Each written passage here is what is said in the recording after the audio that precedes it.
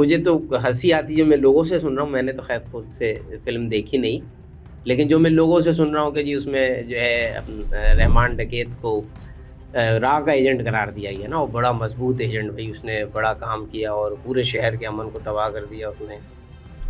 मुझे हंसी भी आती है कि अगर जो है वो रा को पैसा खर्च करना ही था या अपना कोई एजेंट बनाना था, तो उनका तो ऑलरेडी एक एजेंट यहाँ मौजूद था पाकिस्तान में, कराची में, जो कराची को ऑन ऑफ करता था। और मतलब एक ऑन द रिकॉर्ड आवाज आती थी, सब खामोश होता था। हाँ, तो वो उसको नहीं इस्तेमाल करते।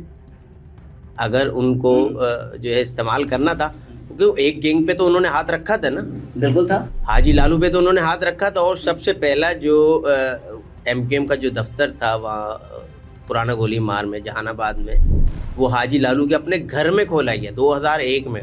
जब 2002 में या 1 में जो इलेक्शन हुए थे, उसमें जो MKM का इलेक्शन ऑफिस हाजी लालू के अपने घर में, ये वो घर है कि जहाँ से उसका पूरा गैंग ऑपरेट होता था।